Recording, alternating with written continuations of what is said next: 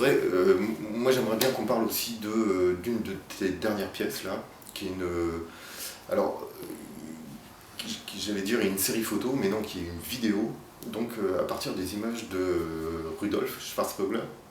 Ah, tu veux parler de ça? Rudolf? Ah ouais. Ok. Ah oui, j'aimerais beaucoup parler de ça, parce que moi c'est un artiste qui m'intéresse beaucoup, un actionniste viennois, donc les années 60, c'est la vague Hermann Nietzsche, Günter Bruce, etc. Mais c'est un artiste qui ne fait que des actions photographiques. C'est-à-dire, je pense même que lui n'a jamais revendiqué d'image en mouvement. Hein. Je pense qu'il a photo. Et contrairement aux autres actionnistes, ne fait des performances qu'en huis clos. C'est-à-dire pas de public, juste un photographe et lui. Et donc là, tu viens de faire un remake de... Voilà. C'est pas, enfin, c'est pas un remake. Alors. Si, c'est un reenactment dans le sens où Ouais. on rejoue quelque chose, mais on rejoue quelque chose qui n'a pas existé. C'est ça qui m'intéresse, là. Puisque Ouais. finalement, c'est encore en deux mots, hein, pour bien présenter je dirais les documents d'origine, les sources avec lesquelles je travaille.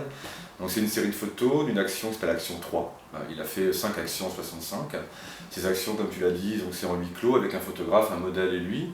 Il y a comme trace qui nous reste simplement, c'est des photographies qui sont numérotées. Donc de 1 pour cette action-là à 58.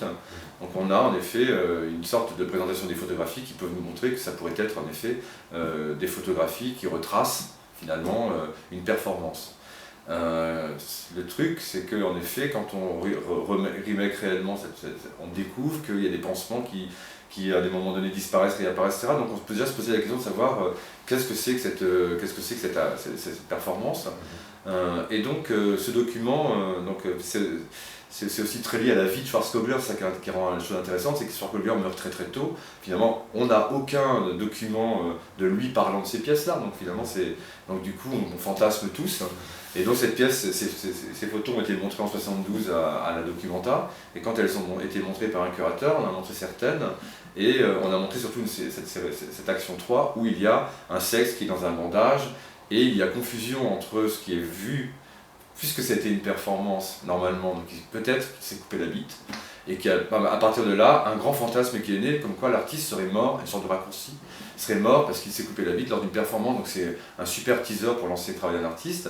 Donc Documenta 72, grosse presse, Rudolf Schwarzkogler rentre dans l'histoire de l'art de manière très fracassante, mais il n'est plus là, le témoin a disparu, et il ne nous reste que ces photos. Et donc petit à petit, les informations sortent. Grâce à Internet, on a aujourd'hui beaucoup d'informations sur Rudolf Schwarzkogler.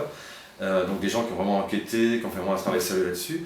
Et au final, donc, il est mort pas du tout en se coupant la bite, donc ça c'est vraiment, mais en se défenestrant. On ne sait pas si c'est un accident ou si c'est un suicide, et ça n'a pas d'importance en soi. Donc moi j'ai décidé de reprendre ces 58 photographies et de les jouer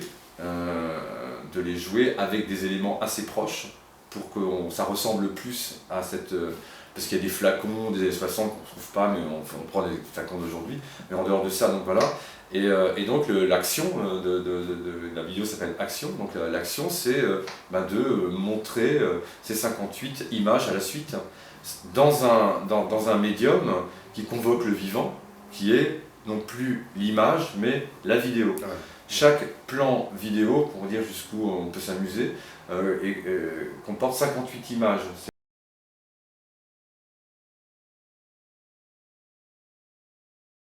Ouais, moi je voudrais que tu développes sur cette idée d'acte posé, mais filmé. Ça, Comme une photographie qui serait filmée. Voilà, je trouve que là, il y a une tension dans l'image qui m'intéresse beaucoup. Pour moi, c'était vraiment l'idée de mettre du vivant. C'est-à-dire que le vivant, c'est la performance, et que finalement, là, dans cette façon de montrer aussi la difficulté, des positions qu'il nous montre en photo, et que si ça avait été filmé, on aurait vu en effet bien souvent le modèle s'est cassé la gueule, c'est extrêmement difficile de tenir avec une boule, un poisson qui a une lame de rasoir, les bras levés, voilà, c'est des positions. Donc voilà, donc déjà ça, donc de le vivre. Et puis donc on est deux, hein, donc il y a un jeune artiste qui est avec moi qui s'appelle Nicolas Gimbert, on signe la pièce à deux aussi. Il présente sa pièce pour un diplôme, donc moi je m'amusais aussi de participer à ça. C'est vraiment convoquer le vivant, hein, simplement. Oui, et puis alors, il y a quelque chose autour de la rumeur, moi, qui m'intéresse aussi beaucoup. Hein. Donc pour finir sur la pièce, quand même, il y a donc ces 58 scènes qui sont montrées, qui nous montrent ce que ça pourrait être que cette performance. Enfin, cette performance qui n'a pas existé, mais qui aurait pu exister. Voilà. Et donc moi, ça m'intéresse beaucoup d'avoir attaqué cette pièce, d'avoir repris cette pièce, parce que finalement, aujourd'hui, il y a un gros buzz sur la performance depuis, on va dire, une dizaine d'années. Tous les musées montrent des performances aujourd'hui, mais comment on les montre? On montre des traces. Et donc du coup, revient dans l'art cette grosse question de la trace, du reste, machin, etc. La trace qui devient œuvre d'art. Puis après, il y a des gens qui vont reméquer des traces, machin, etc. Je trouve que c'est quelque chose qui est antinomique, c'est-à-dire que la performance est le lieu du vivant, où l'œuvre c'est l'action maintenant, et on nous montre des traces, c'est-à-dire on nous montre quelque chose de mort. Enfin, donc voilà, donc il y a cette ambiguïté, et je trouve que Rudolf Schwarzkogler, dès le départ, en manipulant tous ces trucs-là, aussi bien la trace que la performance, synthétise dans ce travail-là toute la problématique de la performance et de sa monstration. Donc je trouvais ça intéressant moi j'étais voir récemment une exposition à Toulouse, Abattoir, qui ne pensait que des traces de performance classique, historique, etc.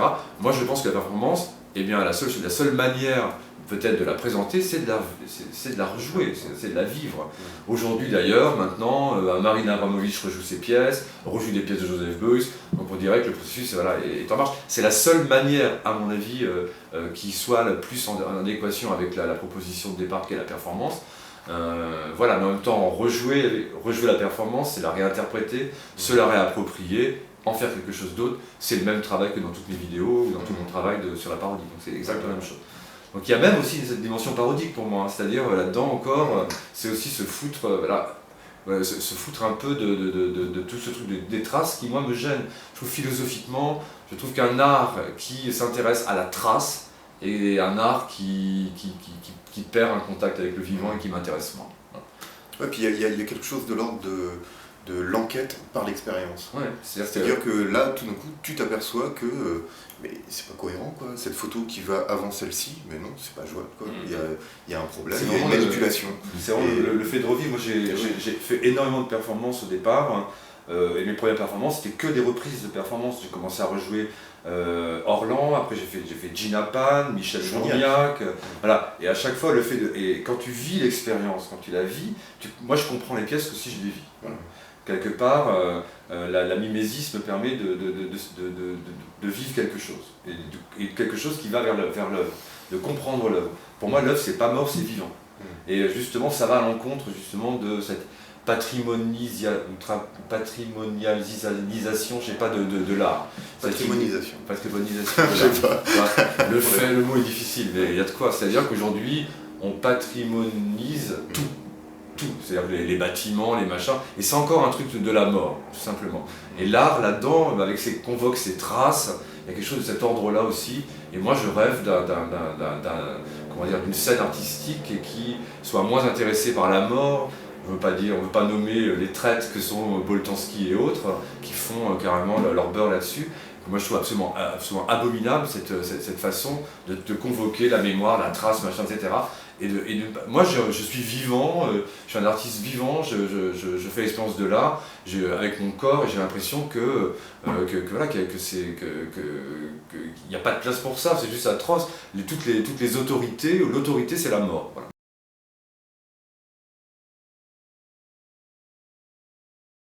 Et il y a l'insurrection qui vient. Pas. Ou pas. Qui vient pas. Voilà. Alors pourquoi ne vient-elle pas? Alors d'abord je m'intéresse juste à ce bouquin quand même qui est incroyable, donc l'insurrection qui vient, et qui vient pas, parce qu'elle vient jamais, tu vois. Elle est annoncée mais elle vient jamais, l'événement mais on nous annonce, ce qui fait événement, c'est l'annonce qu'il y a un événement qui va arriver. Et moi, 2 ans après tout le bordel que ça a fait, les histoires avec le gouvernement, les histoires de... On a vécu un roman feuilleton incroyable, et finalement je suis déçu. Parce que bon, voilà. Alors après, moi j'ai lu le bouquin, et en même temps je lisais Platon. Donc quelque part c'est le hasard, la République de Platon et ça. Et la définition de la démocratie, et donc grosso modo dans ce bouquin ils disent que au-delà d'un certain nombre, la démocratie est plus possible. Et ils fixent ce nombre à quelque chose d'extrêmement local. alors je sais pas que j'ai dit Platon, mais je pense que c'est plutôt Aristote, mais qu'importe. Lui dit la même chose, c'est-à-dire qu'il dit que à partir d'un certain nombre, c'est ingérable, ce qu'on appelle la démocratie.